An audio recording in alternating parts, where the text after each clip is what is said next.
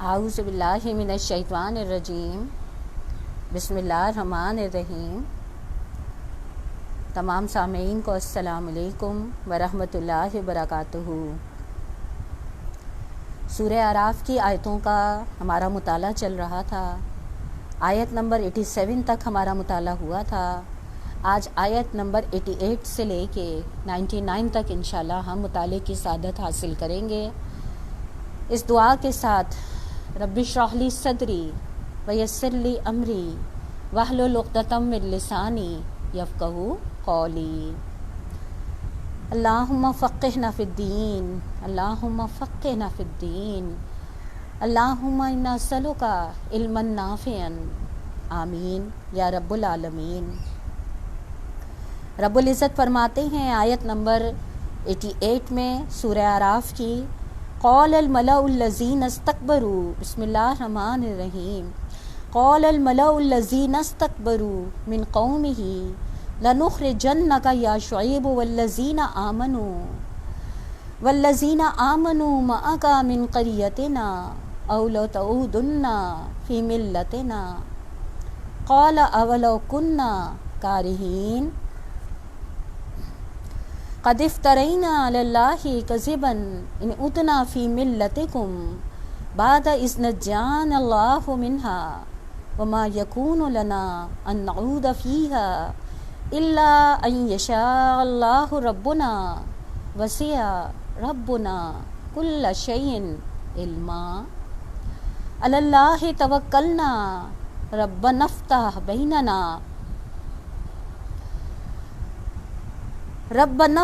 بیننا وبین قومنا بالحق وانت خیر الفاتحین۔ صدق اللہ العظیم۔ ترجمہ ہے ان آیات کا، اس کی قوم کے سرداروں نے جو اپنی بڑائی کے گھمنڈ میں مبتلا تھے اس سے کہا، اے شعیب ہم تجھے اور ان لوگوں کو جو تیرے ساتھ ایمان لائے ہیں اپنی بستی سے نکال دیں گے، ورنہ تم لوگوں کو ہماری ملت میں واپس آنا ہوگا۔ شعیب علیہ السلام نے جواب دیا، کیا زبردستی ہمیں پھیرا جائے گا؟ خواہ ہم راضی نہ ہوں، ہم اللہ پر جھوٹ گھڑنے والے ہوں گے اگر تمہاری ملت میں پلٹ آئیں، جبکہ اللہ تعالی ہمیں اس سے نجات دے چکا ہے۔ ہمارے لیے تو اس کی طرف پلٹنا اب کسی طرح ممکن نہیں الا یہ کہ ہمارا رب ہی ایسا چاہے۔ ہمارے رب کا علم ہر چیز پر حاوی ہے، اسی پر ہم نے اعتماد کر لیا۔ اے رب ہمارے اور ہماری قوم کے درمیان ٹھیک ٹھیک فیصلہ کر دے، اور تو بہترین فیصلہ کرنے والا ہے۔ آپ کے ذہن میں ان آیتوں کا ترجمہ سننے سے انشاءاللہ پچھلا مضمون ضرور تازہ ہو گیا ہوگا نا۔ میں تھوڑا سا اس کو دہراتے ہوئے مختصراً تاکہ ہمارے ذہنوں میں ایک تصور ذہن میں آ جائے کہ جن سورہ اعراف کی آیتوں کا اس وقت مطالعہ چل رہا ہے، اس میں اللہ رب العزت مختلف قوموں میں پیدا ہونے والی خرابیاں اور ان کے سمجھانے والوں کا اپنی قوم کو بلانا اور قوم کا اس کے مقابلے میں ڈھٹیائی کرنا، اللہ تعالیٰ ان رویوں کو ان آیتوں میں بیان کر رہے ہیں۔ اور ہر قوم کے کیفیت کا، ہر قوم کے حالات کے مطالعے سے یہ بات سمجھ میں آتی ہے کہ قومیں جب ڈھٹیائی کرتی ہیں تو سراسر اپنا نقصان کرتی ہیں، اور اللہ کا عذاب قوموں پر ایسے نہیں آیا کرتا، بلکہ قوموں کی اپنی وہ غلطیاں اور کوتاہیاں ہوتی ہیں جن کی بنا پہ اللہ جو انصاف کرنے والا ہے اور رحم کرنے والا ہے، پھر وہ ان کے لیے بربادی کے فیصلے فرماتا ہے۔ اب وہ قومیں چاہے 2000 سال پہلے کی قومیں ہوں یا آج پیارے نبی صلی اللہ علیہ وسلم کی امت ہو جو یہ قرآن کا مطالعہ کر رہی ہے، اگر آج بھی ان آیتوں کی روشنی میں آج اس امت کو اپنا جائزہ لینا ہے، چاہے بحیثیت پاکستانی ہو یا بحیثیت مسلمان ہو، کہ ہم مسلمانوں کے اور ہم پاکستانیوں کے باوجود اس کے کہ اللہ تعالیٰ نے ہمیں بے شمار نعمتوں سے نوازا ہے، مگر ہماری بربادیوں کے کیا اسباب ہیں؟ بجائے اس کے کہ ہم اپنی خرابیوں کا ملبہ دوسروں پر ڈالیں، ہمیں اپنے اندر اس چیز کو تلاش کرنا ہوگا ان آیتوں کی روشنی میں کہ ہر قوم کی اپنی خرابیاں ہی اللہ کی عذاب کو بلانے کا باعث بنی ہیں۔ اور مجھے یقین ہے آپ لوگ جب ان آیتوں کا مطالعہ ایک دفعہ نہیں، دو دفعہ نہیں، بار بار سنتے ہوں گے کہ قرآن تو دراصل پڑھتے بھی ہوں گے کہ قرآن تو دراصل ہے ہی وہ کلام جو بار بار پڑھا جائے، جو بار بار سنا جائے۔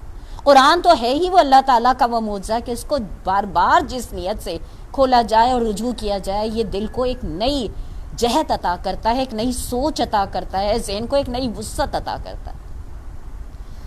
جو پچھلی آیات ہماری چل رہی تھیں اس میں اللہ تعالیٰ قوم سمود ماہر قوم تھی، قوم عاد ماہر تعمیرات تھی، قوم لوط بے حیائی کی نافرمانی کے عملوں کا شکار ہو گئی تھی، اور قوم شعیب جس کا آدھا تذکرہ ہم نے آیت نمبر 87 تک اس دن پڑھا تھا، اور آج ہم اسی سلسلے کا تسلسل جاری رکھتے ہوئے آیت نمبر 88 کا جو میں نے مطالعہ ترجمہ آپ کے سامنے رکھا ہے، یہ اسی قوم کے حالات کا تسلسل ہے جو آدھا ہم نے اس دن پچھلی کلاس میں پڑھا تھا اور آدھا ہم آج لے رہے ہیں۔ حضرت شعیب علیہ السلام کی قوم کا واقعہ پڑھتے ہوئے ہمیں اندازہ ہوگا کہ اس قوم کا مرض کیا تھا کہ اس نے تجارتی معاملات میں ڈنڈیاں مارنی شروع کر دی تھیں۔ مجھے یقین ہے آپ لوگ جب ان قرآن کی آیتوں کو زندہ احساس سے پڑھتے اور سنتے یا سمجھتے ہوں گے یا مطالعہ کرتے ہوں گے تو آپ یہ محسوس کرتے ہوں گے یقیناً کہ یہ ساری برائیاں تو آج ہماری نبی صلی اللہ علیہ وسلم کی امت میں بھی پائی جاتی ہیں، من حیث المسلمان ہماری قوم میں یا من حیث الپاکستانی ہماری قوم میں بھی پائی جاتی ہیں۔ پھر کیا وجہ ہے کہ اللہ رب العزت نے ان قوموں کو تو برباد کر دیا؟ یہ بات ذہن میں رکھیے گا۔ ہمارے پیارے نبی نے اپنی امت کے لیے اللہ تعالیٰ سے جو کھلے عذاب سے بچنے کی دعا مانگی تھی، یہ اس کی قبولیت ہے کہ آج مختلف طرح کے عذاب تو قوموں کو اور افراد کو جگانے کے لیے آ رہے ہیں، لیکن وہ مکمل عذاب کہ پوری کی پوری قوم تہس نہس ہو جائے، وہ پیارے نبی کی اس دعا کی بدولت ہم اور آپ ابھی جی رہے ہیں اور پنپ رہے ہیں۔ اور اس مہلت جو اللہ تعالیٰ ہمیں توبہ اور رجوع اللہ کے لیے دے رہا ہے، اللہ کرے میں اور آپ اس توبہ اور رجوع اللہ کی مہلت سے فائدہ اٹھا کر من حیث الفرد بھی، آپ یہ جو اعمال قوموں کے اللہ تعالیٰ بتا رہے ہیں، ہم من حیث الفرد یہ سوچ رہے ہوں گے اللہ کا شکر ہے ہم تو کسی سے لین دین کے معاملوں میں ڈنڈیاں نہیں مارتے، ہم تو اللہ نہ کرے قوم عمل لوط کا خدا نہ کرے شکار نہیں ہے، خدا نہ کرے اللہ نہ کرے، نہ ہی ہمیں اپنی علمیت اور قابلیت پہ کوئی گھمنڈ ہے۔ لیکن معزز سامعین، یہ بات بھی ہم قرآن سے سمجھتے ہیں کہ اللہ تعالیٰ کے عذاب قوموں پہ انفرادی غلطیوں پہ نہیں آتے، اجتماعی حیثیت کی بنا پہ آتے ہیں۔ جب قوموں کا مجموعی ضمیر، یہ ہم پیچھے پڑھتے ہوئے آ رہے ہیں، جب قوموں کا مجموعی ضمیر ایسا ہو جائے کہ وہ اپنے درمیان برائیوں کو دیکھیں اور ان کے روکنے کے لیے، ان کی روک تھام کے لیے اپنا کردار نہ ادا کریں، تو پھر اللہ تعالیٰ کا اس قوم کے لیے عذاب کا فیصلہ چسپاں ہو جاتا ہے۔ حضرت شعیب علیہ السلام کی قوم کا ہم جو پڑھ رہے تھے کہ بڑی زبردست تجارتی قوم تھی، اور اس کا مرض کیا تھا؟ ان کے نبی ان کو سمجھاتے تھے وزن اور پیمانے پورے کرو اور لوگوں کو ان چیزوں میں گھاٹا نہ دو۔ ان آیات کو پڑھتے ہوئے آپ کے ذہن میں ایک اور بھی چیز آ رہی ہوگی کہ اسلام جو ہے وہ صرف عبادات کا نام نہیں ہے۔ آپ دیکھیے تجارتی معاملات بھی عین اسلام ہے، سیاسی معاملات بھی عین اسلام ہے، اخلاقی معاملات بھی عین اسلام ہے۔ ہم نے جو اسلام کو کچھ ٹکڑوں میں محدود کر دیا ہے، اللہ تعالیٰ کی یہ آیت نازل کی ہوئی آیتیں ہمیں مکمل اسلام کا وہ تصور دیتی ہیں جس کو قرآن کہتا ہے ادخلوا فی السلم کافہ، پورے کے پورے آؤ، تمہاری تجارت، تمہاری معیشت، تمہاری سیاست، تمہاری ثقافت، ہر چیز تمہاری اللہ رب العزت کے اس فرمان کے تحت آئے گی، تب اللہ کی نعمتوں سے نوازے جاؤ گے۔ اور اللہ کی نعمت میں بہت ساری نعمت ہے، لیکن آج کے سبق میں جس نعمت کا اللہ تعالیٰ تذکرہ کر رہے ہیں وہ انشاءاللہ بھی آئے گی، تو آپ کو اندازہ ہوگا اسی نعمت کے تو ہم متلاشی ہیں۔ لیکن اس کے باوجود اللہ تعالیٰ نے اس نعمت کو حاصل کرنے کا جو نسخہ ان آیتوں میں بتایا ہے ہم اس کو اختیار نہیں کر رہے نا۔ بہرحال ہماری بات چل رہی تھی، حضرت شعیب علیہ السلام اپنی قوم کو سمجھا رہے تھے کہ وزن اور پیمانے پورے کرو اور لوگوں کو ان چیزوں میں گھاٹا نہ دو اور زمین میں فساد برپا نہ کرو اور اللہ کے راستے سے لوگوں کو روکنے والے نہ بن جاؤ۔ اور ان کو یہ احساس دلا رہے تھے کہ دیکھو تم غور کرو اللہ نے تمہیں کس احسان سے نوازا ہے، تمہاری کیا تعداد تھی، کیا اوقات تھی، اللہ نے تمہیں کیسا نوازا۔ جس وقت حضرت شعیب اپنی قوم کو اللہ تعالیٰ کے احسانات یاد دلا کر اس نافرمانی اور سرکشی سے روک رہے تھے، تو آج جو ہماری آیتیں شروع ہوئی ہیں آیت نمبر 88 سے، اس میں اب اس قوم کا جواب ہے۔ کیا جواب دیا اس کی قوم کے سرداروں نے؟ اب آپ یہاں پہ بھی دیکھیے گا، الفاظ شروع ہوتے ہیں قال الملأ الذین استکبروا، اس کی قوم کے بڑوں نے، سرداروں نے، جنہوں نے تکبر کیا تھا۔ آپ کے ذہن میں آ رہا ہوگا پچھلے ہم نے جتنی قوموں کا پڑھا ہے، ان قوموں میں جھٹلانے والوں میں ہمیشہ خوشحال سردار، یعنی جن کو اللہ نواز رہا ہوتا ہے نا، جو اپنی بستیوں میں کوئی خاص حیثیت رکھتے ہیں، وہ سب سے زیادہ مغرور یعنی اکڑتے ہیں اپنی حیثیت پہ۔ اب وہ حیثیت چاہے منصب ہو، چاہے دولت ہو، چاہے نعمتوں کی فراوانی ہو۔ یہاں پہ بھی آپ دیکھیے جواب میں اللہ تعالیٰ کیا کہہ رہے ہیں، ہم جھوم جھوم کے پڑھتے ہیں نا جب پارا شروع کرتے ہیں، قال الملأ الذین استکبروا من قومہ، ہم جھوم جھوم کے پڑھ تو رہے ہوتے ہیں، لیکن ان آیات میں اللہ تعالیٰ دراصل ہر قوموں میں کھاتے پیتے لوگوں کے رویے کو واضح کر رہے ہیں۔ وہ رویہ کیا ہے؟ اس سے کہا اے شعیب علیہ السلام، ہم تجھے اور ان لوگوں کو جو تیرے ساتھ ایمان لائے ہیں اپنی بستی سے نکال دیں گے، ورنہ تم لوگوں کو ہماری ملت میں واپس آنا ہوگا۔ شعیب علیہ السلام نے جواب دیا، کیا زبردستی ہمیں پھیرا جائے گا خواہ ہم راضی نہ ہوں؟ ہم اللہ پر جھوٹ گھڑنے والے ہوں گے اگر تمہاری ملت میں پلٹ آئیں، جبکہ اللہ ہمیں اس سے نجات دے چکا ہے۔ ہمارے لیے تو اس کی طرف پلٹنا اب کسی طرح ممکن نہیں، الا یہ کہ اللہ ہمارا رب ہی ایسا چاہے۔ پہلی بات کیا نکل کر آ رہی ہے ان آیتوں سے؟ ہر زمانے میں لوگوں نے اسی طرح دھمکیاں دی ہیں، دعوت دینے والوں کو بھی اور ان کے اس دعوت کو قبول کرنے والوں کو بھی، کہ جب تک تم ہمارے جیسے طور طریقے نہیں اختیار کرو گے تب تک تم ہمارے ساتھ نہیں چل سکتے، نہیں تو ہم تمہیں کیا کریں گے، ہم تمہارے ساتھ ایسا کر دیں گے۔ کبھی دھمکیاں آتی ہیں ہم تمہیں پتھر کے دور میں پہنچا دیں گے، کبھی اور ہم تمہارا معاشی مقاطع کر دیں گے، کبھی کچھ اور آتی ہیں ہر دور میں۔ لیکن جو اللہ تعالیٰ پر بھروسہ رکھنے والے ہوتے ہیں، جو واقعی توحید خالص کے ماننے والے لوگ ہوتے ہیں، جو واقعی عقیدہ توحید پہ جمنے والے لوگ ہوتے ہیں، آپ دیکھیے ان کے جواب میں آپ اور کریے گا، یہ وہ والا جواب ہے ان کا جو ہم نے سورہ کہف میں بھی پڑھا تھا نا، یعنی میرا رب یہ چاہے۔ انہوں نے کیا جواب دیا کہ ہمارا تو اب اس راستے کی طرف، یعنی جب اللہ تعالیٰ نے ہمیں ہدایت دے دی تو اب ہم تمہاری خواہشات کے مطابق تمہیں راضی کرنے کے لیے تمہارے پیچھے چلیں، تمہارے جیسے معاملات اختیار کریں، یہ ہو نہیں سکتا الا یہ کہ ہمارا رب ایسا چاہے۔ یہ جو جملہ ہے نا کہ الا یہ کہ ہمارا رب ایسا چاہے، یہ جملہ یہ چیز بتا رہا ہے کہ انسان اپنے پہ کوئی غرہ نہیں کر سکتا، انسان اپنے پہ کوئی زوم نہیں کر سکتا کہ نہیں میں تو یہ کبھی نہیں کر سکتی۔ یہ دراصل انسان کا بھروسہ اللہ تعالیٰ پر ہوتا ہے۔ ایک جو سچا مومن ہوتا ہے، آپ کو یاد ہوگا، آپ میں سے جن بہنوں نے سورہ یوسف کا مطالعہ کرا ہوگا، جب حضرت یوسف کے سامنے مختلف امتحانات آئے، انہوں نے بار بار یہی کہا کہ میرے رب کی مدد میرے شامل حال ہے، تو میں ان چالوں سے بچ گیا۔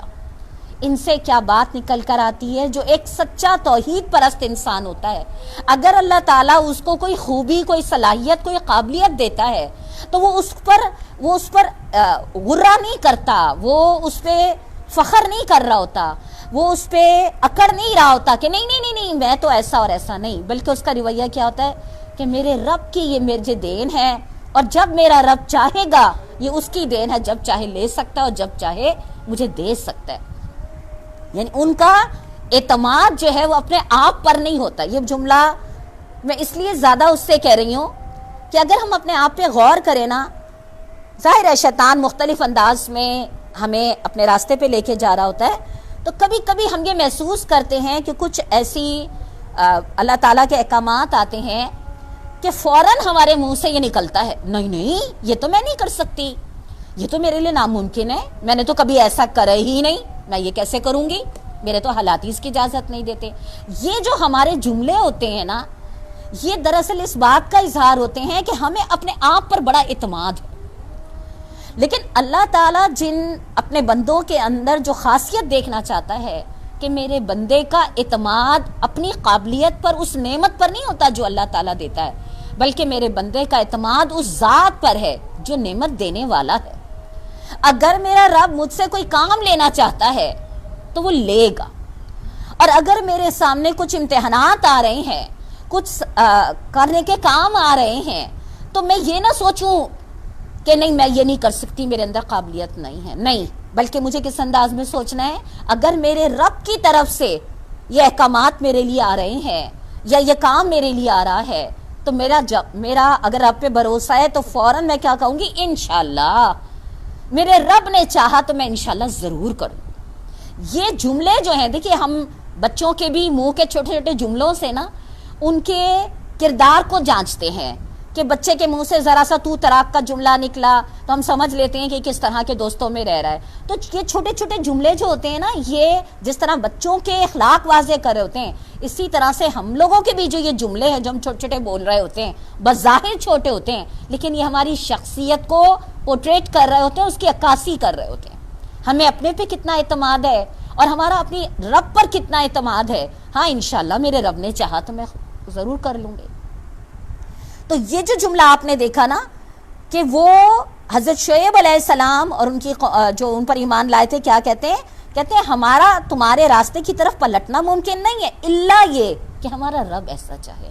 یعنی ہم کوئی زوم نہیں کر رہے، کوئی دعویٰ نہیں کر رہے کہ نہیں ہم کبھی پلٹ نہیں سکتے، لیکن ہم یہ ضرور کہہ رہے ہیں کہ ہمارا رب اگر چاہے گا تو اس کے ہاتھ میں ہے، نہیں تو ہم اپنے ارادے سے کبھی بھی جو ہے اس گمراہی کے راستے کی طرف نہیں پلٹیں گے۔ کون ہے ہمارا رب؟ آگے دیکھیے کتنے پیارے جملے ہیں نا، وسع ربنا کل شیء، ہمارے رب کا علم ہر چیز پر حاوی۔ یہ جو بار بار لفظ آتا ہے نا ربنا، ربکا، ہم تو اتنے سرسری انداز میں پڑھ کے چلے جاتے ہیں، لیکن حقیقت میں اگر آپ ان جملوں میں دیکھیں نا، ایک مان ہے، ایک تعلق ہے، ایک محبت ہے۔ جیسے ایک بچہ بڑی محبت سے کہتا ہے نا یہ میری امی ہے، یا ماں بڑی فخر سے کہتی ہے یہ میرے بچے ہیں، اس طرح سے اگر آپ غور کریے تو اللہ تعالیٰ بھی اپنے بندوں کو میرے بندوں، اور بندے بھی اپنے رب کے بارے میں ہمارے رب کا علم، اپنائیت ہے، اعتماد ہے، یقین ہے، کس بات کا؟ کہ ہمارا رب جو ہے اس کا علم ہر چیز پہ حاوی ہے، یعنی وہ بہت اچھی طرح جانتا ہے کہ ہمارا آنے والا کل میں ہمارے لیے کیا ہے، لہٰذا ہم اپنے پہ کوئی زوم نہیں کرتے، اسی پر ہم نے اعتماد کرا۔ جس رب کے بارے میں ہمیں یقین ہے، دیکھیں یہ بات تو ہم بھی کہتے ہیں کہ اللہ تعالیٰ ہم سے زیادہ علیم حکیم، ہمیں قرآن پہ ہاتھ رکھ کر ہم سے یہ بات کہی جائے کہ اللہ تعالیٰ علیم اور حکیم ہے، ہم کہیں گے خدا کی قسم ہے۔ اگر ہم اللہ تعالیٰ کو علیم اور حکیم جانتے ہیں تو پھر اس کا لازمی تقاضا ہمیں اپنے عمل سے کیا دکھانا ہوگا؟ اللہ توکلنا، پھر ہم نے اللہ پہ بھروسہ کرنا ہے۔ جو کام، جو ذمہ داری اللہ کی آیتیں اللہ کے نبی صلی اللہ علیہ وسلم اپنی امت کو دے کے گئے ہیں، انفرادی لحاظ سے یا اجتماعی لحاظ سے، مجھے وہ کام کرنا ہے، اور اس کام کو کرتے ہوئے دنیا کے حالات اور اسباب کو بنیاد نہیں بنانا، بلکہ مجھے اعتماد کرنا ہے اپنے رب کی ذات پر۔ جو اپنی راہ میں نکلنے والوں کو آپ دیکھیں نا، اصحاب کہف میں ربنا آتنا من لدنک رحمہ، جب وہ کھڑے ہوئے اپنے ایمان کو بچانے کے لیے تو اللہ تعالیٰ سے دعا کری کہ اللہ اپنی جانب سے رحمت کے راستے کھول دے۔ اللہ تعالیٰ نے آگے کی آیتوں میں بتایا میں نے سورج کو دائیں بائیں کر دیا، جن کو اتنے سالوں غار میں سلایا۔ یہ کس لیے اللہ تعالیٰ قیامت تک پڑھا رہے ہیں؟ کس لیے ہر جمعے کو اللہ کے پیارے نبی صلی اللہ علیہ وسلم نے فرمایا؟ وجہ کیا ہے؟ کہ تمہارا اپنے رب پر یہ اعتماد، یہ یقین تازہ ہو کہ تمہارا رب ہر دور میں، ہر حال میں تمہارے ساتھ ہے۔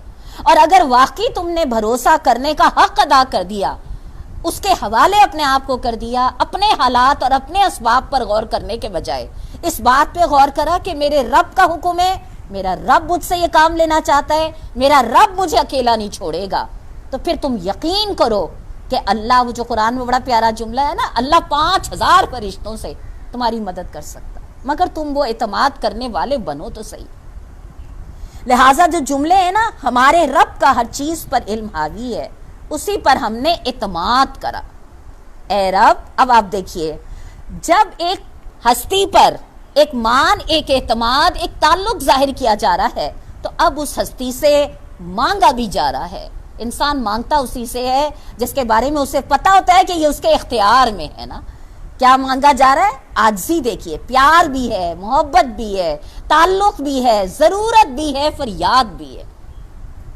کیا مانگا جا رہا ہے؟ اے رب، ہمارے اور ہماری قوم کے درمیان ٹھیک ٹھیک فیصلہ کر دے، اور تو بہترین فیصلہ کرنے والا ہے۔ یہ نہیں کہا اے رب اس قوم کو برباد کر دے جو ہماری بات قبول نہیں کر رہی، اے رب یہ قوم تو سدھر، یہ ایسا کچھ نہیں کہا، بلکہ یہاں پہ بھی اپنے عمل پہ غرہ نہیں کرا، بلکہ اپنے رب پہ معاملہ چھوڑا کہ اے رب تو بہترین علم رکھنے والا ہے، تجھے پتا ہے اس قوم کے لیے ہدایت کا فیصلہ، تو اے ہمارے رب ہم تجھ سے التجا کرتے ہیں کہ تو ٹھیک ٹھیک فیصلہ کر دے، اور تو جو فیصلہ کرتا ہے بہترین کر دے۔ یہ جملے جو ہے نا، وہ جو ہم وہ پڑھتے ہیں نا، حسبنا اللہ نعم الوکیل یا حسبی اللہ لا الہ الا هو علیہ توکلت وہو رب العرش العظیم، یہ دونوں جملے اللہ تعالیٰ پر اعتماد کی یقین دہانی اور علامت ہیں۔ یہ جو جملے بھی میں نے آپ کے سامنے پڑھے، یہ جملے دراصل ان جملوں کا عملی اظہار ہے کہ اگر واقعی تمہیں اپنے رب پر اعتماد ہے تو پھر کیا کرو، اپنے رب سے دعا کرو کہ اے رب تو بہترین فیصلہ کرنے والا ہے، اے رب تو نے ہمارے ذمے جو ذمہ داری لگائی ہے، ہمارے رب ہم وہ ذمہ داری کو ادا کرنے میں کوئی کسر نہیں چھوڑیں گے، مگر اے ہمارے رب ہماری قوم کو ہدایت دینا اور ہمیں ہدایت پہ استقامت دینا، اے رب اس کے لیے ہم تجھی سے التجا کرتے ہیں، اس لیے کہ سب چیز تیرے اختیار میں۔ حقیقت میں ان جملوں میں جو ہم کہتے ہیں نا ایاک نعبد، اللہ ہم تیری عبادت کرتے ہیں، ہم تیرے بندے ہیں، ان جملوں میں وہ بندہ ہونے کی، وہ عاجزی کی جھلک نظر آ رہی ہے۔ اب دیکھیے قوم کیا کہتی ہے۔ اس کی قوم کے سرداروں نے جو اس کی بات ماننے سے انکار کر چکے تھے، آپس میں کہا اگر تم نے شعیب علیہ السلام کی پیروی قبول کی تو برباد ہو جاؤ گے۔ آیت نمبر 90 کا ترجمہ۔ آپ کو لگ رہا ہوگا اس جملے میں بھلا کون سی ایسی وضاحت طلب بات ہے، لیکن مولانا نے بڑی زبردست بات لکھی ہے۔ میں آپ لوگوں کو گاہے باگاہے اس کی نشاندہی کرتی ہوں کہ میں تفہیم القرآن سے آپ لوگوں کے سامنے یہ تفسیر رکھ رہی ہوں۔ آپ لوگ بھی اگر تفہیم کھول کے یا نیٹ پہ سے نکال کے پڑھیں تو انشاءاللہ آپ کو، اور بار بار پڑھیں تو انشاءاللہ آپ کو بات بہت اچھی سمجھ میں آئے گی۔ مولانا نے اس جملے کی تشریح میں بڑی زبردست بات لکھی ہے، اس لیے میں انہی کے الفاظ آپ کے سامنے رکھ رہی ہوں۔ اس چھوٹے سے فقرے پہ سرسری سے نہ گزر جائیے، یہ ٹھہر کے بہت سوچنے کا مقام ہے۔ میں جملوں کو پڑھتے ہوئے سوچ رہی تھی ہم کتنی دفعہ یہاں بیٹھ کے سوچتے ہیں۔ مولانا لکھتے ہیں یہ ٹھہر کے بہت سوچنے کا مقام ہے۔ مدین کے سردار اور لیڈر دراصل یہ کہہ رہے تھے اور اس بات کا اپنی قوم کو یقین دلا رہے تھے کہ شعیب علیہ السلام جس ایمانداری اور راست بازی کی دعوت دے رہا ہے اور اخلاق اور ایمانداری کے جن مستقل اصولوں کی پابندی کرانا چاہتا ہے، اگر ان کو مان لیا جائے تو ہم تباہ ہو جائیں گے۔ ہماری تجارت کیسے چلے گی اگر ہم بالکل ہی سچائی کے پابند ہو جائیں اور کھرے کھرے سودے کرنے لگیں، اور ہم جو دنیا کی 2 سب سے بڑی تجارتی شاہراہوں کے چوراہے پہ بستے ہیں اور مصر اور عراق کی عظیم الشان متمدن سلطنتوں کی سرحد پہ آباد ہیں، اگر ہم قافلوں کو چھیڑنا بند کر دیں اور پرامن لوگ بن کے رہ جائیں تو جو معاشی اور سیاسی فوائد ہمیں اپنی موجودہ جغرافیائی پوزیشن سے حاصل ہو رہے ہیں وہ سب ختم ہو جائیں گے، اور آس پاس کی قوموں پر ہماری جو دھونس قائم ہے وہ باقی نہ رہے گی۔ یہ بات صرف قوم شعیب کے سرداروں تک ہی محدود نہیں ہے، ہر زمانے میں بگڑے ہوئے لوگوں نے حق اور راستی اور دیانت کی روش میں ایسے ہی خطرات محسوس کیے ہیں۔ ہر دور کے مفسدین کا یہ خیال رہا ہے، یہ بڑے اہم جملے ہیں، سنیے گا اور بار بار ان کو توجہ دیجیے گا، ہر دور کے مفسدین کا یہ خیال رہا ہے کہ تجارت اور سیاست اور دوسرے دنیاوی معاملات جھوٹ اور بے ایمانی اور بد اخلاقی کے بغیر چل نہیں سکتے۔ ہر جگہ دعوت حق کے مقابلے میں جو زبردست عذرات پیش کیے گئے ہیں، ان میں ایک یہ بھی رہا ہے کہ اگر دنیا کی چلتے ہوئے طور طریقوں سے ہٹ کر اس دعوت کی پیروی کی جائے گی تو قوم تباہ ہو جائے گی۔ محسوس کیا آپ نے؟ آج بتائیے، مجھے تو یہ لائنیں پڑھتے ہوئے نا، جو آج کے سو کالڈ مفکرین، چاہے وہ رائٹرز ہوں یا چاہے وہ اینکر پرسنز ہوں، چاہے وہ بڑے نام نہاد دانشور ہو یا چاہے بڑے بڑے سیاستدان ہو، لیکن آپ دیکھیے یہی تصور جو مولانا نے یہاں پہ لکھا ہے نا، کہ ہر زمانے کے اہل دانشور، سو کالڈ دانشور بھی نا، ہر زمانے میں لوگوں نے یہ سمجھا ہے کہ اگر ہم نے اپنی سیاست، اپنی تجارت، اپنے بین الاقوامی معاہدات میں اگر ہم نے سچی راست روی اور زبان کی پاسداری کی تو ہماری سیاست اور ہماری تجارت تو ختم ہو جائے گی۔ آج آپ دیکھیں کیسے لوگ منہ بھر بھر کے یہ جملے کہتے ہیں۔ یہ سیاست ہے، کوئی قرآن اور حدیث تھوڑی ہے جس میں انسان ایک ہی بات پہ یو ٹرن کس کو کہتے ہیں؟ حکمت ہے، بات بات پہ پلٹنا، اپنی زبان سے پھرنا، اس کو حکمت سے تعبیر کرتے ہیں نا۔ اس سے آپ کو اندازہ ہوگا ہر زمانے کے بگڑے ہوئے لوگوں کی ذہنیتیں ایک جیسی ہوتی ہیں۔ ہر زمانے میں لوگوں نے عبادات، اللہ کے آگے عبادت کرنا، سجدہ کرنے میں تو اپنے کردار کا دھیان کرا، لیکن اپنے معاملات میں اور خاص طور پہ اپنی تجارت اور اپنی معیشت کو سچ اور ایمانتداری کے اصولوں پہ چلانے میں ہمیشہ انکار کرا۔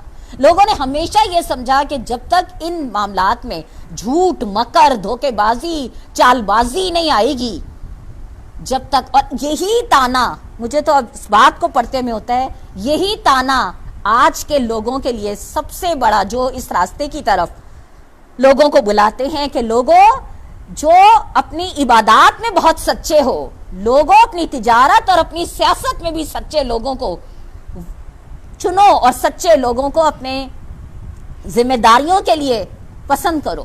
تو آج بھی لوگ یہی کہتے ہیں کہ اصل میں دیکھو اس ایمانداری کے ساتھ، اس سچائی کے ساتھ بھلا کوئی سیاست ہو سکتی ہے؟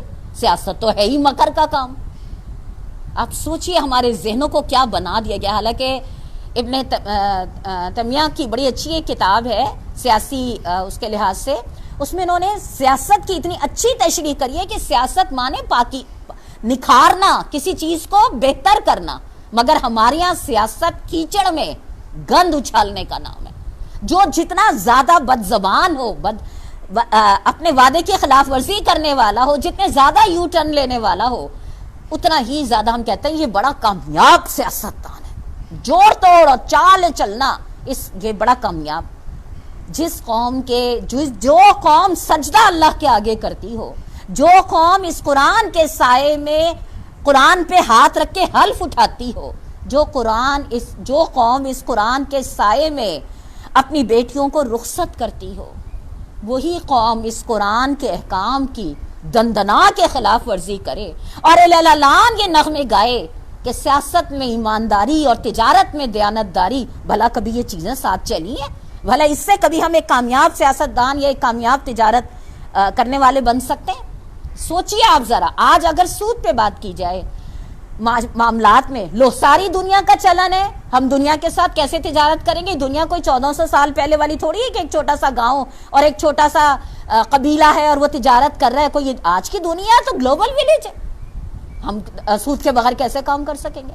سیاست کی بات کرو تو لو دنیا کے معیارات ہی اس وقت یہی ہیں، جو جتنا چال باز اور دھوکے باز ہے دنیا میں اسی کی سیاست کا ڈنکا ہے۔ لہٰذا ہم نے بھی اگر کامیاب سیاستدان بننا ہے تو پھر ہمیں بھی یہ ساری تشریح آپ دیکھیے ہم کو کیا سمجھا رہی ہے۔ ہر زمانے کے بگڑے ہوئے لوگوں کی یہی ذہنیت رہی۔ 2000 سال پہلے حضرت شعیب علیہ السلام جس قوم کو زندگی کا راستہ بتا رہے تھے کہ اپنے تجارتی معاملات میں ایمانتداری اختیار کر لو، آج بھی نبی صلی اللہ علیہ وسلم کی امت اور یہ قرآن یہی دعوت لے کے کھڑا ہے کہ دیکھو اپنی تجارت، اپنی سیاست، اپنی معیشت، اور دکھ اس بات پر ہوتا ہے کہ قال اللہ قال رسول کرنے والے قرآن کے ایک ایک حرف کی، پیش کی، غنہ کی، مد کی، زیر کی، تجوید کی، صرف و نحو پہ بحث کرنے والے اپنے معاملات زندگی میں ان اصولوں کو خارج کر دیتے ہیں. وہ کہتے ہیں یہ دین ہے، وہ دنیا ہے، لہٰذا دین کے وقت میں پکے ایماندار بنو، لیکن دنیا کے وقت میں پکے دنیا دار بنو. وہ آپ کو یاد ہوگا عیسائیت کا ایک نعرہ ہے نا، پوپ کا حق پوپ کو دے دو اور بادشاہ کا حق بادشاہ کو دے دو. یعنی جب تم اپنی عبادت گاہوں میں جاؤ، سو کالڈ مسجد ہے کہ گرجا ہے کہ مندر ہے، جب تم اپنی عبادت گاہوں میں جاؤ تو ایسے ایماندار، ایسے آنیسٹ انسان، ایسے جھکے ہوئے اپنے خدا کے آگے کہ اس کو تم پر پیار آ جائے اور وہ تمہاری دعائیں قبول کرے.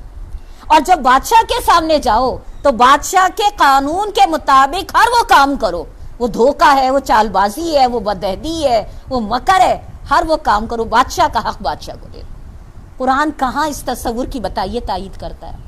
عیسائی مقولہ ہے، مگر آج اس امت کے، پیارے نبی کی امت کے دانشور کیا، اسکالر کیا، سو کالڈ اینکر پرسنز کیا، لکھاری کیا، آپ دیکھ لیجئے اسی نظریے کے ڈھول پیٹ رہے کہ، اور پھر دیندار، دین قرآن کی کلاسوں میں آنے والے کیا، وہ بھی یہی والی بات کہتے ہیں کہ ہاں مانا بڑے ایماندار ہیں، تبھی تو زکوٰۃ خیرات اور کھالیں دیتے ہیں، لیکن سیاست میں ووٹ اس لیے نہیں دیتے، اس لیے کہ ایمانداری اور جو وہ ہے، یہ سیاست تو اس کے بغیر چل ہی نہیں سکتی. یہ جو میں نے پورا آپ کے سامنے پڑھا ہے، یہ آپ کو بہت اچھی وضاحت دے دے گا اگر ہم سمجھنا چاہیں. مگر ہوا یہ، اب اللہ تعالیٰ آگے کہتے ہیں مگر ہوا یہ جو بھی میں نے آپ کے سامنے پڑھا ہے نا، اس میں ایک سوال یہ بنتا ہے کہ ہر زمانے کے بگڑے ہوئے لوگوں کی ذہنیت کیا ہوتی ہے؟ جواب کیا بنتا ہے؟ ہر زمانے کے بگڑے ہوئے لوگوں کی یہ ذہنیت ہوتی ہے کہ وہ اپنے معاملات، اپنی تجارت، اپنی سیاست، اپنی معیشت کو اللہ تعالیٰ کی بندگی سے آزاد سمجھتے ہیں. یہی دراصل قوموں کی بربادی کے اور بگڑی ہوئی قوموں کی ذہنیت ہے. مگر ہوا یہ، آگے اللہ تعالیٰ بتا رہے ہیں کہ ایک دہلا دینے والی آفت نے ان کو آ لیا اور وہ اپنے گھروں میں اوندھے پڑے کے پڑے رہ گئے. جن لوگوں نے شعیب علیہ السلام کو جھٹلایا وہ ایسے مٹے کہ گویا کبھی ان گھروں میں بسے ہی نہیں تھے.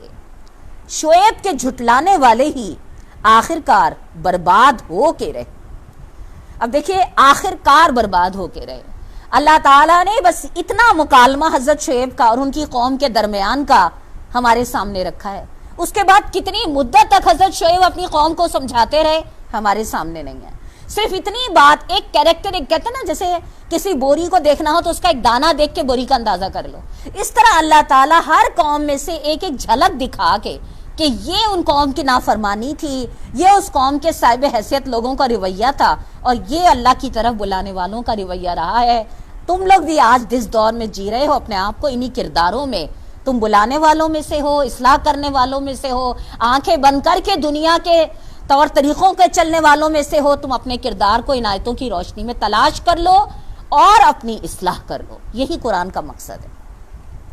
اور شعیب یہ کہہ کر ان کی بستیوں سے نکل گیا، اے برادران قوم، میں نے اپنے رب کے پیغامات تمہیں پہنچا دیے اور تمہاری خیر خواہی کا حق ادا کر دیا.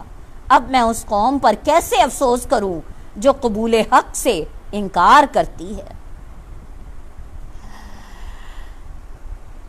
آپ نے غور کرا ان جملوں میں کیسے جملے حضرت شعیب علیہ السلام، ان کے حضرت شعیب علیہ السلام کے ان جملوں میں اپنی قوم کے لیے وہ خیر خواہی.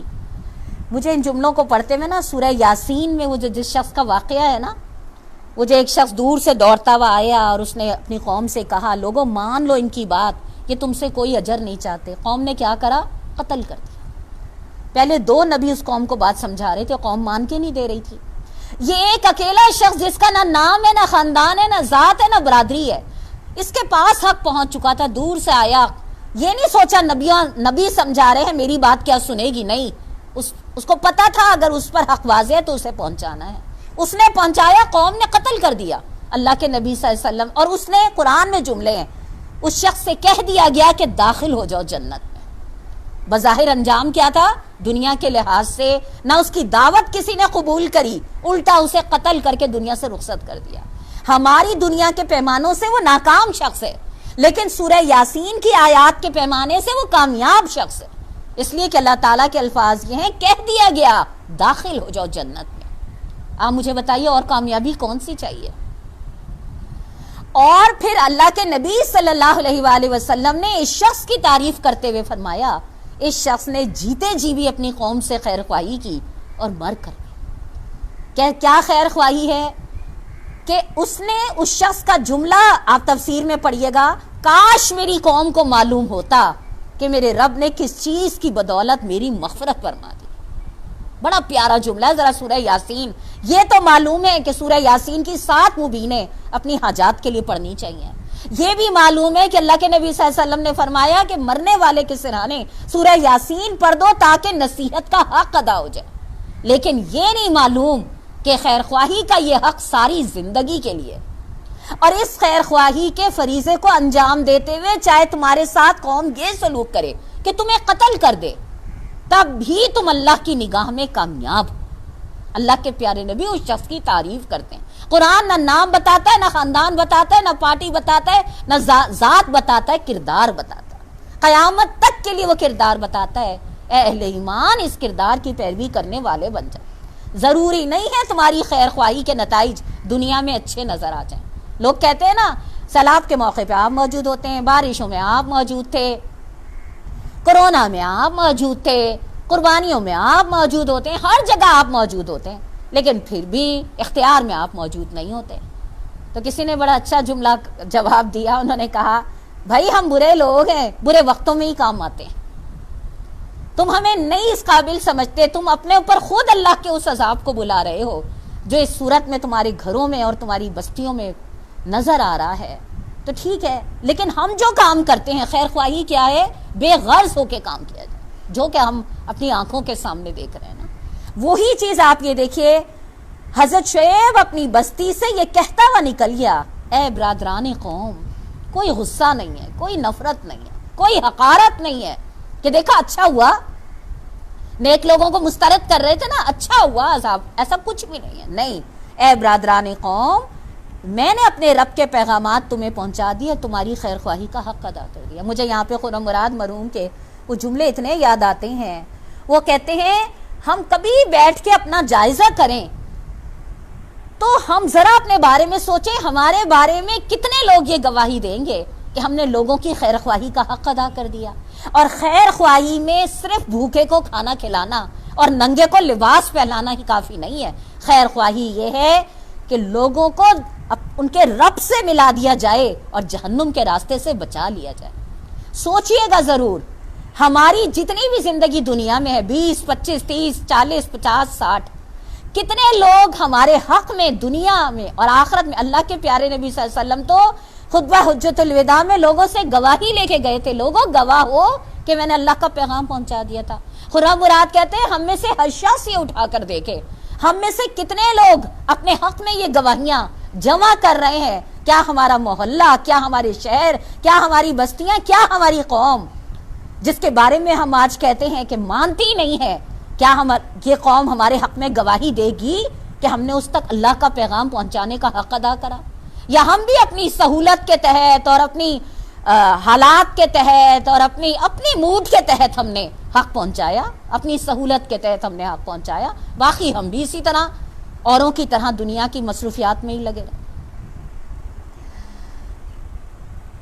اب اس قوم پر میں کیسے افسوس کروں جو قبول حق سے انکار کرتی ہے؟ اس کی تشریح میں مولانا نے ایک تو پہلی بات یہ لکھی ہے کہ یہ جو حضرت شعیب علیہ السلام کی قوم برباد ہوئی تھی نا، تو روایات میں آتا ہے کہ مدین کی یہ تباہی مدتوں تک آس پاس کی قوموں میں ایک مثال بنی رہی. یعنی لوگ ایک دوسرے کو سمجھاتے رہے کہ دیکھو اللہ کے راستے کی طرف آ جاؤ، نہیں تو جیسے وہ اس کام کو اللہ نے تلپٹ کرا ہے. یعنی وہ عذاب جو اللہ تعالیٰ نے اس قوم پر بھیجا وہ مدتوں آس پاس کی قوم کے لیے درس عبرت بنا رہا. پھر اس کے بعد جو آخری ہے، یہ جو آخری جملہ ہے، میں اس قوم پہ کیسے افسوس کروں جو قبول حق سے انکار کرتی ہے، یہ معاملہ، یہ سارے جو نبیوں کے معاملے اختیار کیے گئے ہیں، واضح کیے گئے ہیں، دراصل یہی معاملے اس وقت پیارے نبی صلی اللہ علیہ وسلم اور آپ کی قوم کے درمیان پیش آ رہا تھا۔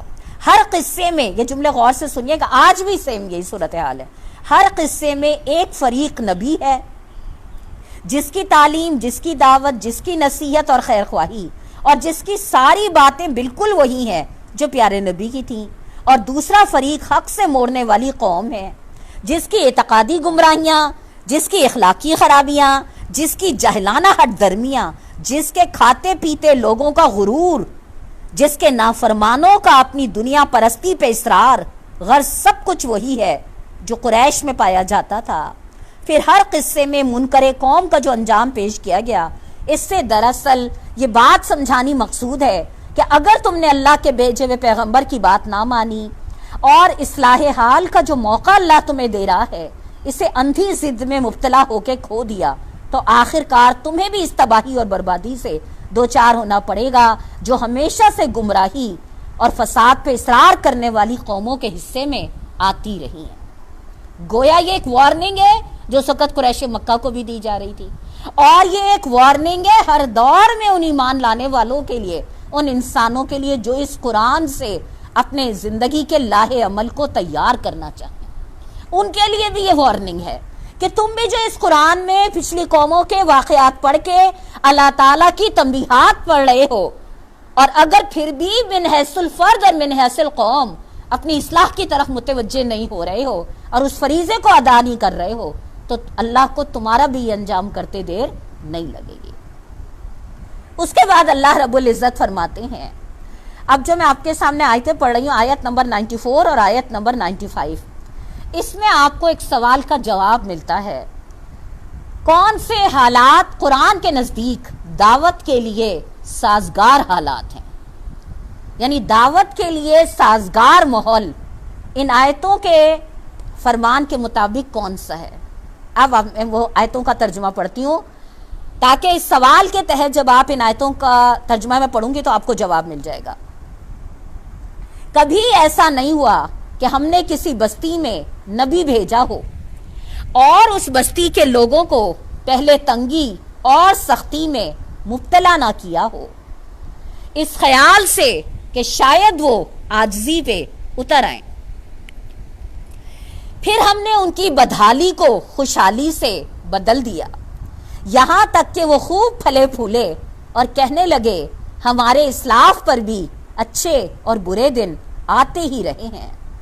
آخر کار ہم نے انہیں اچانک پکڑ لیا اور انہیں خبر تک نہ ہوئی۔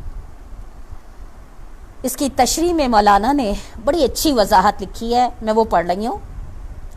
ایک ایک نبی اور ایک ایک قوم کا معاملہ الگ الگ بیان کرنے کے بعد اب وہ جامع ضابطہ بیان کیا جا رہا ہے جو ہر زمانے میں اللہ تعالیٰ نے انبیاء علیہ السلام کی بعثت کے موقع پہ اختیار فرمایا، اور وہ یہ ہے کہ جب کسی قوم میں کوئی نبی بھیجا گیا تو پہلے اس قوم کے خارجی ماحول کو قبول حق کے لیے نہایت سازگار بنایا گیا، یعنی اس کو مشکلات اور آفات میں مبتلا کیا گیا، قحط، وبا، تجارتی خسارے اور اس طرح کی تکلیفیں اس پہ ڈالی گئیں تاکہ اس کا دل نرم پڑے، اس کی شیخی اور تکبر سے اکڑی ہوئی گردن ڈھیلی ہو، اس کا غرور طاقت اور نشہ دولت ٹوٹ جائے، اپنے ذرائع وسائل اور اپنی قوتوں اور قابلیتوں پہ اس کا اعتماد شکست ہو جائے، اسے محسوس ہو کہ اوپر کوئی اور طاقت بھی ہے جس کے ہاتھ میں اس کی قسمت کی باغیں ہیں، اور اس طرح اس کے کان نصیحت کے لیے کھل جائیں اور وہ اپنے اللہ کے سامنے عاجزی کے ساتھ جھک جانے پر آمادہ ہو جائے۔ پھر جب اس سازگار ماحول میں بھی اس کا دل قبول حق کی طرف مائل نہیں ہوتا تو اس کو خوشحالی کے فتنے میں مبتلا کر دیا جاتا ہے، اور یہاں سے اس کی بربادی کی ابتدا شروع ہو جاتی ہے، اور جب وہ نعمتوں سے مالا مال ہونے لگتی ہے تو اپنے برے دن بھول جاتی ہے، اور اس کے کج فہم کہتے ہیں کم عقل رہنما، اور اس کے کج فہم رہنما ٹیڑھی عقل والے اس کے ذہن میں تاریخ کا یہ احمقانہ تصور بٹھاتے ہیں کہ حالات کا اتار چڑھاؤ اور قسمت کا بناؤ بگاڑ کسی حکیم کے انتظام میں اخلاقی بنیادوں پہ نہیں ہو رہا، بلکہ ایک اندھی طبیعت بالکل غیر اخلاقی اسباب سے کبھی اچھے اور کبھی برے دن لاتی ہی رہتی ہے۔ لہذا مصائب اور آفات کے نزول سے کوئی اخلاقی سبق لینا اور کسی نصیحت قبول کر کے اللہ کے آگے آہوزاری کرنا ایک نفسی کمزوری کے سوا کچھ نہیں ہے۔ یہی وہ احمقانہ ذہنیت ہے جس کا نقشہ نبی صلی اللہ علیہ وآلہ وسلم نے اس حدیث میں کھینچا ہے۔ یعنی مصیبت بہت اہم حدیث ہے، یعنی مصیبت مومن کی تو اصلاح کرتی چلی جاتی ہے۔ آپ میں سے جن لوگوں کے سامنے قرآن کھلا ہوا ہو، تفسیر کھلی ہوئی ہو، وہ لوگ اس کو انڈرلائن کر لیجیے گا۔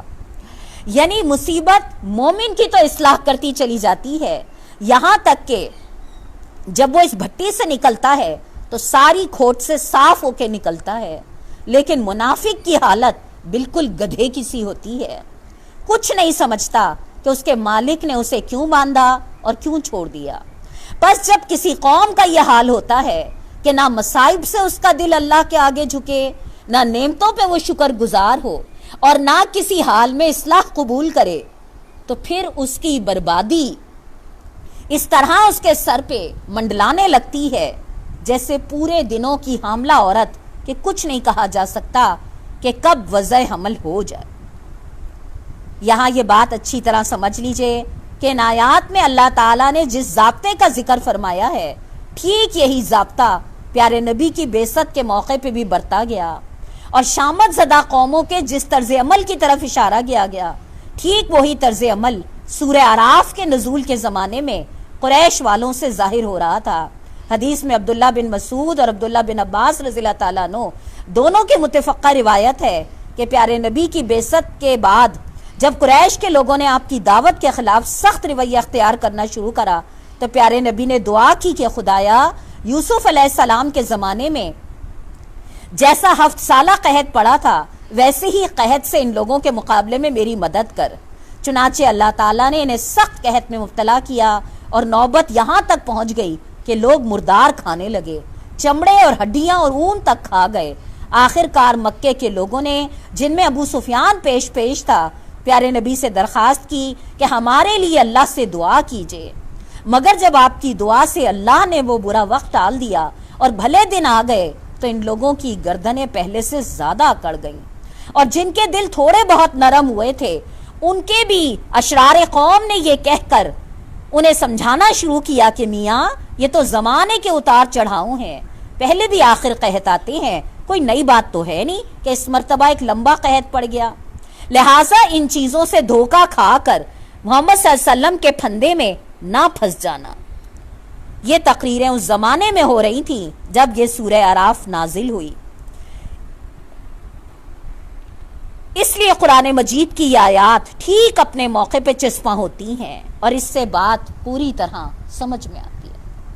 یہ جتنی میں نے تفصیل آپ کے سامنے پڑھی ہے، اگر آپ تھوڑا سا بیدار ذہن سے سوچیں تو آپ کو بات سمجھ میں آتی ہے کہ اللہ کی دعوت کی طرف دل نرم ہونے اور قبولیت کے لیے سازگار ماحول کیا ہوتا ہے کہ اللہ فرد اور قوموں کو مشکلات میں ڈالتا ہے۔ مشکلات میں انسان یا قومیں اللہ کی طرف رجوع کرتی ہیں۔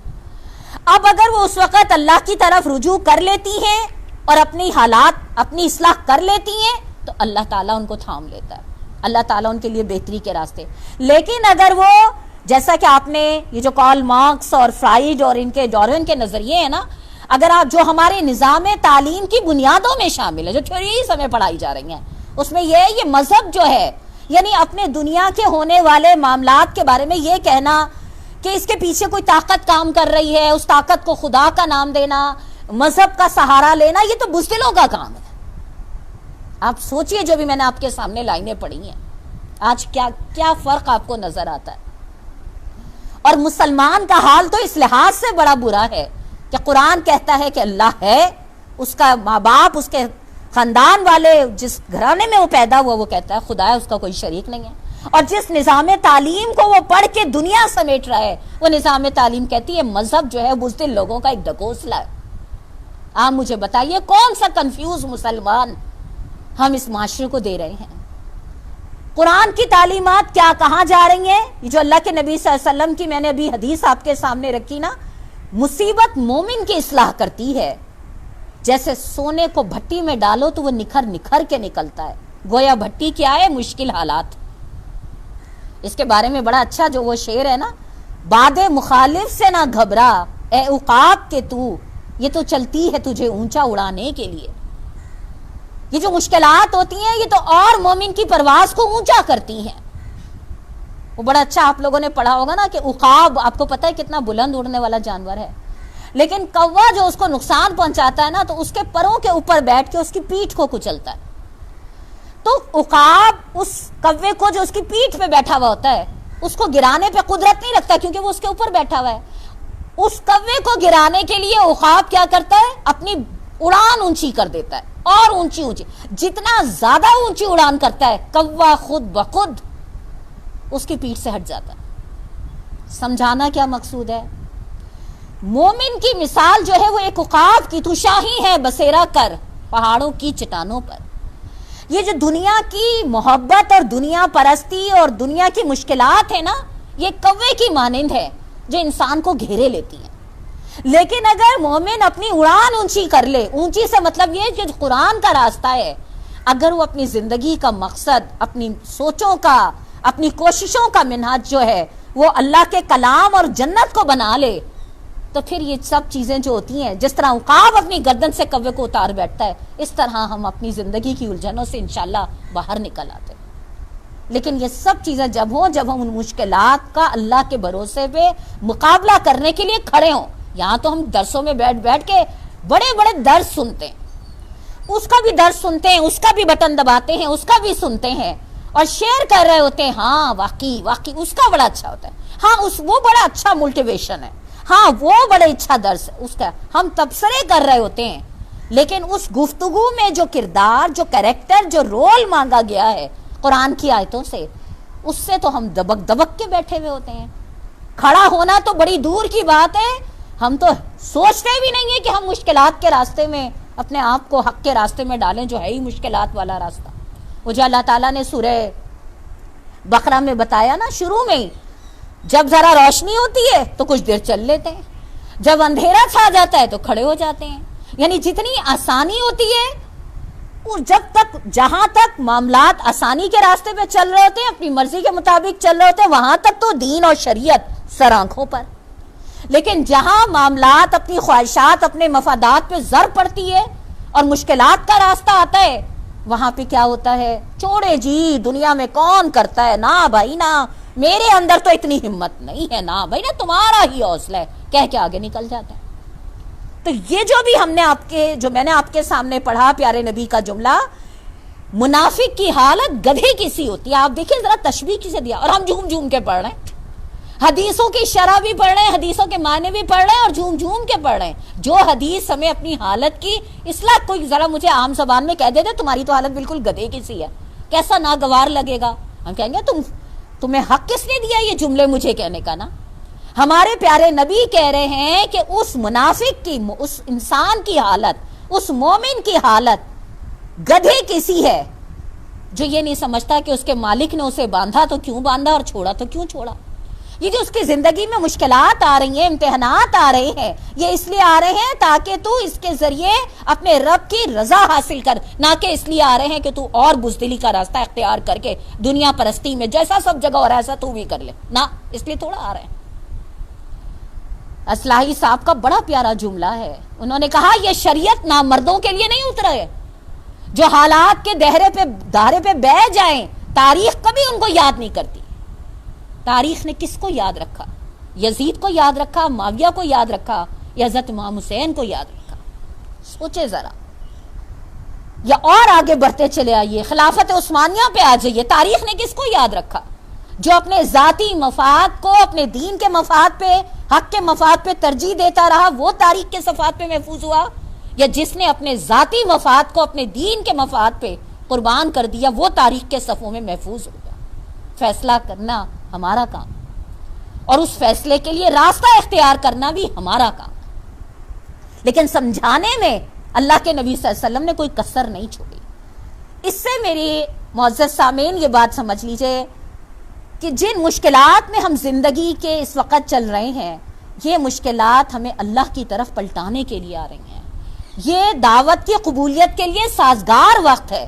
لیکن اگر ہم نے یہ سوچ کے کہ ہاں ایسا تو ہوتا ہی رہتا ہے، آج آپ دیکھیں بڑے بڑے جو بیٹھے ہوئے ہیں وہ کہتے ہیں زلزلے کو، بارشوں کو، سیلاب کو اللہ کے عذاب اور رحمت سے جوڑنا یہ تو مذہبی جہلوں کا کام ہے۔ بھلا اس کا اس سے کیا تعلق ہے؟ کیا کہہ رہا ہے اللہ کا قرآن، کیا سمجھا رہے ہیں ہمیں اللہ کے نبی صلی اللہ علیہ وسلم؟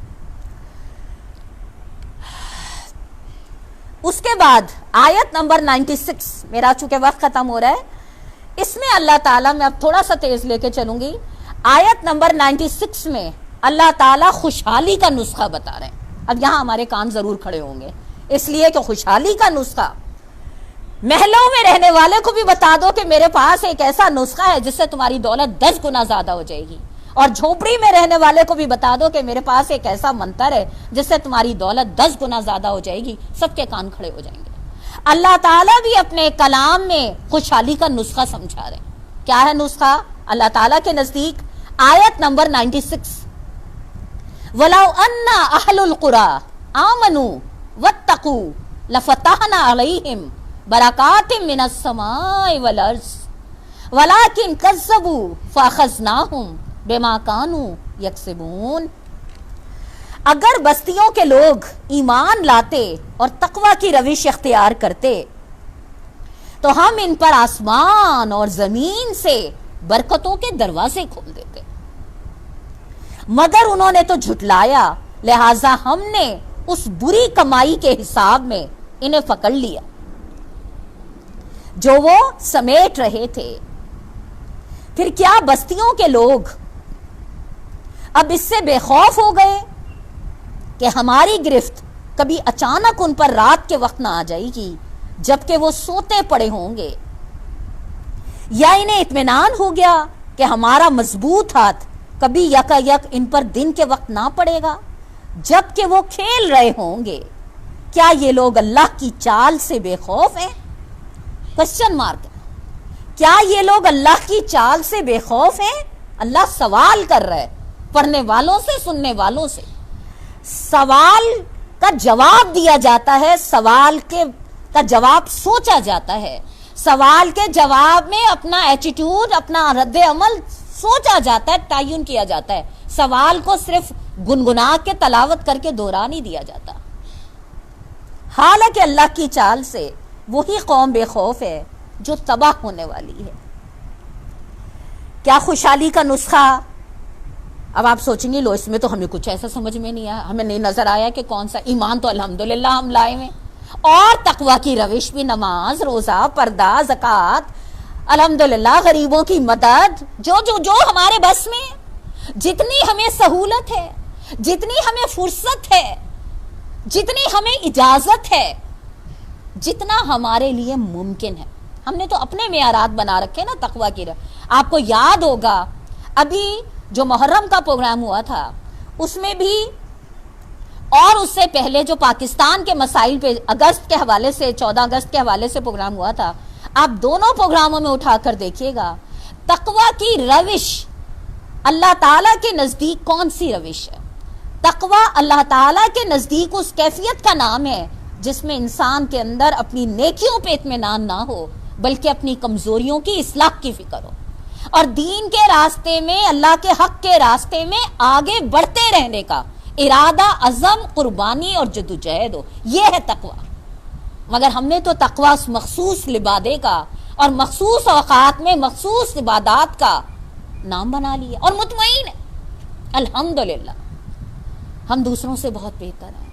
اگر واقعی یہ تقوی اللہ تعالیٰ کے نزدیک اس قابل ہوتا تو آج امت کی حالت یہ نہ ہوتی۔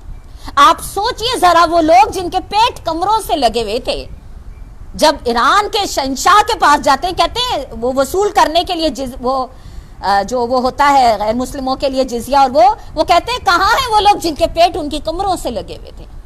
تقوی یہ ہوتا ہے. تقوی حیثیت کا، بلند مرتبت کا، عالی شان مکانوں کا، اسٹیٹس آف لائف کا نام نہیں ہے. تقوی نیکیوں میں بھی اطمینان کا نام نہیں ہے. حضرت عمر کا کردار، صحابہ کرام کا کردار تقوی کی ڈیفینیشن جو ہمیں دیتا ہے. ہم ان کے برابر نہیں ہو سکتے، لیکن ہمارے سامنے ایک ماڈل تو موجود ہے نا. یہ جو اللہ تعالیٰ نے کہا کہ اگر بستیوں کے لوگ ایمان لاتے، تو ہمارے ذہن میں آتا ہے لوگوں تو ہم لائے ہوئے. اگلا جملہ کیا ہے؟ اور تقوی کی روش اختیار کرتے. واتقوا، تقوی کی روش کیا ہے؟ قرآن کا راستہ. اپنی ذاتی ترجیحات پر اپنے دین کی ترجیحات کو فوقیت دینا، حق اور عدل کے نظام کے قیام کے لیے اپنا سب کچھ لگا دینا. آپ مجھے بتائیے، ہم سے پہلے جن لوگوں نے سورہ احزاب پڑھی ہے، انشاءاللہ جب ہماری سورت ختم ہوگی اور اگر ہمیں موقع ملا، آپ یہ دیکھیے کہ ہم جو اللہ تعالیٰ سے کہتے ہیں نا صراط الذین انعمت علیہم، اللہ ہمیں ان لوگوں کے راستے پہ چلا جن پہ تیرا انعام ہوا. کیا ان کے گھر بچے نہیں تھے؟ کیا ان کے کاروبار نہیں تھے؟ کیا ان کی تجارتیں نہیں تھیں؟ کیا ان کے مسائل نہیں تھے؟ کیا ان کے خاندان برادری کے جھگڑے مسائل نہیں تھے؟ سب کچھ تھا. لیکن انہوں نے اپنے ذاتی مسائل کو حق کے راستے کی جدوجہد کے راستے میں رکاوٹ نہیں بننے دیا. یہ تقوی کا راستہ ہے جس کے انجام میں اللہ تعالیٰ کہتے ہیں ہم ان پر آسمان اور زمین سے برکتوں کے دروازے کھولتے. آپ دیکھیں جملہ اللہ تعالیٰ کا کیا ہے؟ برکت. برکات میں یہ برکت کیا ہوتی ہے؟ کروڑوں بھی مل جائے تو سکون نہیں ہوتا، برکت نہیں ہوتی. اور تھوڑے میں بھی وہ سکون اور وہ محبت ہوتی ہے، یہ برکت ہوتی ہے. برکت وہ پیمانہ ہے جس کو آسان سی مثال سے سمجھیں تو میرا خیال ہے زکوٰۃ کے حوالے سے ہماری بڑی اچھی رہنمائی ہو جاتی ہے. ساری دنیا کہتی ہے 100 میں سے 2.5 نکالو تو مائنس ہوتا ہے، مگر بینگ اے مسلم ہمارا یہ ایمان ہے کہ اگر ہم 100 میں سے 2.5 نکالیں گے تو ہمارا بڑھے گا اور بڑھتا ہے. لیکن وہ 100 میں سے جو 2.5 ہے نا، وہ ہم نے صرف پیسے کی حد تک رکھ رکھا ہے. پیسے میں سے 100 میں سے 2.5 روپے نکالا زکوٰۃ، الحمدللہ اس میں برکت آ جائے گی. نہ، برکت کا تو جو فلسفہ قرآن اور سیرت ہمیں بتاتی ہے اس کو تو اگر ہم اٹھا کے دیکھیں، وقت میں، صحت میں، ترجیحات میں، معاملات میں، رزق میں، صلاحیتوں میں، قابلیتوں میں برکت کیا ہوتی ہے. اللہ تعالیٰ نے یہ نہیں کہا کہ ہم ان پر زمین اور آسمان سے رزق کے دروازے کھولتے، اللہ نے کہا برکتوں کے دروازے کھولتے. اس لیے کہ رزق تو آپ دیکھیے جن کو فراوانی سے بھی مل رہا ہے وہاں پہ بھی صبر و شکر نہیں ہے، وہاں پہ بھی ہوس. آپ دیکھیے جو آپ کے ملک کو نوچ کے کھا گئے ہیں، ان کے خزانے خالی ہیں کیا؟ لیکن اس کے باوجود کیا ہے؟ برکت نہیں ہے، قناعت نہیں ہے. نتیجہ اللہ تعالیٰ نے یہاں پہ کیا کہا؟ خوشحالی کا نسخہ کیا بتایا؟ اگر لوگ ایمان لانے کے بعد تقوی کی روش اختیار کرتے، چند مخصوص اعمال سمجھ کے کر کے یہ نہ سمجھتے کہ تقوی یہ ہے، بلکہ یہ 30 پاروں کا قرآن تقوی کس مقام پہ کون سا ہے؟ یہ 30 پاروں کا قرآن میدان جنگ میں تقوی کیا ہے، میاں بیوی کے رشتے میں تقوی کیا ہے، وراثت کے معاملات میں تقوی کیا ہے، تجارت کے معاملات میں تقوی کیا ہے. اس قرآن کھول کھول کے تو بتا رہا ہے. لیکن ہم نے اس میں سے اپنی سہولت کا وہ تقوی جس نے ہمیں اطمینان میں ڈال دیا ہے، تبھی تو آپ دیکھیے برکتوں کے دروازے. قوموں کی زندگی تو چھوڑیے، ہماری اپنی زندگیوں میں ہر دوسرا شخص کہہ رہا ہوتا ہے ایمان سے وقت کا پتہ ہی نہیں چلتا. کیا بتاؤں تمہیں، وقت کا پتہ ہی نہیں چلتا ایمان سے. اتنا کچھ کرنا چاہتی ہوں، یہ بھی پڑھنا چاہتی ہوں، یہ بھی کرنا چاہتی ہوں، لیکن ایمان سے برکت ہی نہیں ہے وقت میں. اللہ تعالیٰ نے کیا بتایا؟ اللہ تعالیٰ نے کیا کہا؟ انہوں نے جھٹلایا، نہیں مان کے دیا. سنا، پڑھا، بیان کرا، واہ واہ، سبحان اللہ، استغفر اللہ، تبصرے کمال کے، مگر مان کے نہ دیا. اللہ تعالیٰ نے کہا وَلَٰكِن كَذَّبُوا، جھٹلایا، نہیں مان کے دیا. فَأَخَذْنَاهُمْ بِمَا كَانُوا يَكْسِبُونَ، ہم نے ان کو پکڑ لیا ان کی کمائی کے.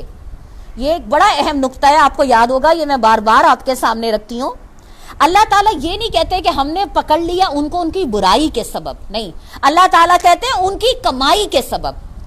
برائی کرنے میں اور برائی کمانے میں فرق کیا ہے؟ یہ میں نے کئی دفعہ واضح کرا ہے، لیکن چونکہ یہ موضوع میں اس لیے تھوڑا سا کرتے ہوئے آگے بڑھ جاؤں گی. بندہ بشر ہے، ہم سب سے غلطیاں ہوتی ہیں. غلطی ہو جائے اور میں اپنے رب سے معافی مانگ کے اپنی غلطی کی اصلاح کی کوشش کروں، اس کی تلافی کروں، وہ اللہ تعالیٰ معاف کر دیتا ہے، معافی کا قلم پھیر دیتا ہے۔ اور ایک یہ ہے کہ میں غفلت میں مبتلا ہوں، غلطی کر رہی ہوں اور اس پہ اصرار کر رہی ہوں کہ نہیں میرا تو کوئی قصور نہیں ہے، یہ تو اصل میں سامنے والے نے یہ کرا تھا نا، وہ تو اصل میں حالات ایسے تھے نا، اس لیے مجھے یہ کرنا پڑ گیا۔ جب انسان اپنی غلطیوں کے، اپنی کمزوریوں کے جواز تلاش کرنے لگ جاتا ہے تو یہ برائی کمانا ہے، اور نیکی کمانا یہ ہے کہ جو نیکی میں نے کری میں نے اس کی حفاظت کری، یہ نیکی کمانا ہے۔ کامیاب ہے جو اللہ کے یہاں قلب سلیم لے کے چلا گیا۔ تو یہاں پہ اللہ تعالیٰ نے جو کہا نا، ہم نے ان کی بری کمائی کے حساب میں انہیں پکڑ لیا۔ اور آخری جملہ اللہ تعالیٰ کا کیا ہے؟ کیا بستیوں کے لوگ افا امنوا مکر اللہ، کیا بستیوں کے لوگ اللہ کی چال سے بے خوف ہیں؟ حالانکہ اللہ کی چال سے وہی قوم بے خوف ہوتی ہے جو تباہ ہونے والی ہے۔ اللہ کی چال کیا ہوتی ہے؟ اللہ کا عذاب بستیوں پہ اچانک آتا ہے۔ کب آتا ہے؟ جب وہ اس اطمینان میں ہوتے ہیں، اللہ کا شکر ہے ہم نے تو نماز بھی پڑھ لی، ہم نے تو روزہ بھی رکھ لیا، ہم نے تو غریب کو کھانا بھی کھلا دیا، ہم نے تو راشن بھی بانٹ دیا۔ جب لوگ اطمینان سے پڑے سو رہے ہوتے ہیں، اللہ تعالیٰ نے کہا جب وہ کھیل رہے ہوتے ہیں، یہ دو ہی کام ہوتے ہیں، یا تو سو رہے ہوتے ہیں یا اپنے معاملات زندگی میں اپنی خواہشات میں کھیل رہے ہوتے ہیں۔ اللہ تعالیٰ نے کیا کہا؟ یہ لوگ اللہ کی چال سے کیا غافل ہو گئے؟ اللہ کی چال کیا ہے؟ سورہ بقرہ کہتی ہے اللہ ڈھیل دیتا چلا جاتا ہے۔ آج بھی دیکھ لیجئے جو اس پیغام حق کے حامل لوگ ہیں، اتنے بڑے بڑے جملے، اتنے بڑے بڑے لٹریچر، اتنے بڑے بڑے دعوے پڑھتے ہیں اور کہتے ہیں، لیکن اپنی زندگیوں میں اپنی جدوجہد کا راستہ اٹھا کے دیکھیں تو عام لوگوں سے زیادہ رک رک کے چل رہے ہیں۔ بھائی اب یہ مسئلہ ہے، بھائی اب یہ مسئلہ ہے، بھائی اب یہ ہے، بھائی اب یہ ہے۔ ارے تم تو اس دعوت کے حامل قرآن ہو، تمہیں تو اللہ نے شعور دیا ہے اس دعوت کا، تمہیں تو دوسروں سے زیادہ اس اللہ کے راستے میں گھلنا اور کھپنا چاہیے، تمہارے معاملات میں تو وہ چیز دوسروں سے زیادہ نظر آنی چاہیے، مگر تم تو دوسروں سے زیادہ اپنے آپ کو مجبور اور بے بس اور پریشان ثابت کرتے ہو۔ لہٰذا اللہ کی چال کیا ہے؟ اللہ ان کو بھی ڈھیل دے رہا ہے جن کو شعور نہیں ہے، اور اللہ ان کو زیادہ ڈھیل دے رہا ہے جن کو شعور بھی دے دیا ہے۔ اب یہ آگے دیکھیے گا، جن کو اللہ تعالیٰ حق پہ راستے پہ چلنے کا شعور دے دے، قرآن کی آیتوں کی سمجھ دے دے، اور پھر بھی وہ اگر مگر میں الجھے رہیں، اللہ تعالیٰ ان کے لیے کیسی ہولناک مثال دیتے ہیں۔ آگے جب وہ آیتیں آئیں گی، اللہ کرے کہ وہ ہماری کیفیت بدلنے میں اور ہمارے اس احساس کو بیدار کرنے میں اور ہمیں اپنی کوتاہیوں کی تلافی کرنے میں ہماری مددگار بن جائیں، آمین۔ آیت نمبر 99 تک میں نے آج مطالعہ ختم کرا ہے، انشاءاللہ زندگی رہے گی تو اگلی دفعہ آیت نمبر 100 سے لے کے 108 تک ایک پورا رکوع جو ہے انشاءاللہ یہ ہم مطالعہ کر لیں گے۔ آئیے دعا کر لیتے ہیں۔ میں نے آپ لوگوں سے پہلے بھی کہا تھا، کچھ بہنوں نے کچھ سوالات بھی کرے تھے، اگر آپ لوگ کوئی بات، کوئی سوال، کوئی ابہام، کوئی بھی چیز ڈسکس کرنا چاہیں تو میسنجر میں جا کے آپ لوگ کر سکتے ہیں۔ پچھلی دفعہ کچھ سامعین نے کرے تھے، میں نے وہیں پہ ان کو اس کا جواب دے دیا تھا۔ اب بھی اگر کسی کے ذہن میں کسی بھی حوالے سے کوئی چیز ہو تو وہ بالکل اس کے لیے اوپن آپشن موجود ہے نا۔ چلیں دعا کر لیتے ہیں۔ اعوذ باللہ من الشیطان الرجیم، بسم اللہ الرحمن الرحیم۔ اللہم صلی علی محمد وعلی آل محمد کما صلیت علی ابراہیم وعلی آل ابراہیم انک حمید مجید۔ اللہم بارک علی محمد وعلی آل محمد کما بارکت علی ابراہیم وعلی آل ابراہیم انک حمید مجید۔ سبحان اللہ بحمدہ، سبحان اللہ العظیم۔ اے بے انتہا مہربان پروردگار، اے اللہ ہم آپ کے آگے ہاتھ پھیلائے بیٹھے ہیں۔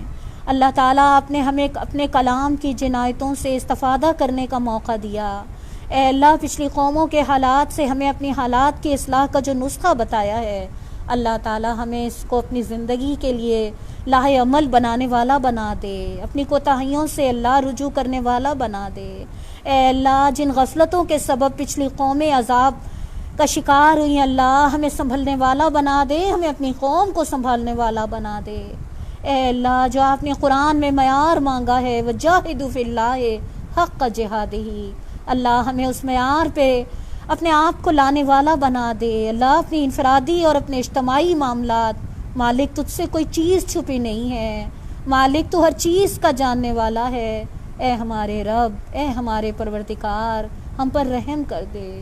اللہم آسنا عاقبتنا فی الامور کلہا واجرنا من خزی الدنیا وعذاب الآخرہ۔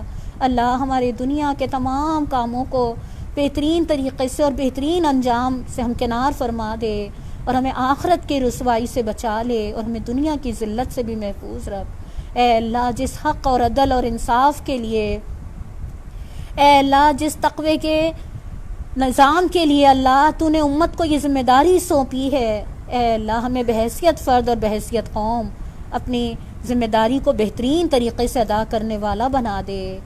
امت مسلمہ کو اللہ، اس پاکستان کو اللہ، اس مقام پہ اللہ جو امت کے لیے رہبری کا مقام ہے، اے اللہ تعالیٰ اس کے رہنے والوں کو وہ شعور دے دے، وہ ہمت دے دے، وہ جذبہ دے دے، وہ طاقت دے دے، وہ ترجیحات کا صحیح تعین دے دے۔ اے اللہ ہمارے تمام مرحومین کی بہترین مغفرت فرما دے۔ اے اللہ ہم کو اپنے والدین کے لیے، اپنے استادوں کے لیے بہترین صدقہ جاریہ، اور ہماری نسلوں کو اور ہماری اولادوں کو ہمارے لیے بہترین صدقہ جاریہ بنا دے۔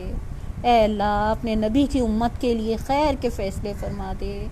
اللہ ہمیں بہت اچھی طرح سمجھ آتی ہے اللہ، اسلام کے غلبے کی کڑیاں، اسلام کے غلبے کا دور آ رہا ہے اللہ، ہمیں حکمت دے دے۔ اللہم فقہنا فی الدین، اللہ ہمیں حالات کی صحیح سمجھ دے دے، اللہ ہمیں کرنے کے کام کی صحیح سمجھ دے دے، اللہ ہمیں اسلام کے اس غلبے میں اپنا حصہ ڈالنے والا بنا دے۔ اللہ فاطر السماوات والارض انت ولی فی الدنیا والآخرہ توفنا مسلما والحقنا بالصالحین۔ اے زمین اور آسمان کے رب، ہمیں جب تک زندہ رکھیے گا اسلام اور ایمان پہ زندہ رکھیے گا، اور ہمارا خاتمہ نیک لوگوں کے ساتھ کریے گا۔ اے اللہ تیرے کلام سے جو جو رہنمائی کے سبق ہم حاصل کرتے ہیں، اے اللہ ہمیں اس پہ عمل کرنے والا بنا دے، اور ان آیتوں کو، اس مطالعہ قرآن کو اللہ ہمارے حق میں گواہی دینے والا بنا دے۔ آمین ثم آمین۔ ربنا تقبل منا انک انت السمیع العلیم وتب علینا انک انت التواب الرحیم۔ صلی اللہ تعالیٰ علی خیر خلقہ محمد وآلہ وصحبہ وذریاتہ واہل بیتہ اجمعین برحمتک یا ارحم الراحمین، آمین۔ تمام سامعین کو السلام علیکم۔ انشاءاللہ زندگی رہی تو آئندہ جمعرات کو اگلے سبق کے ساتھ انشاءاللہ ملاقات ہوگی۔ السلام علیکم ورحمۃ اللہ وبرکاتہ۔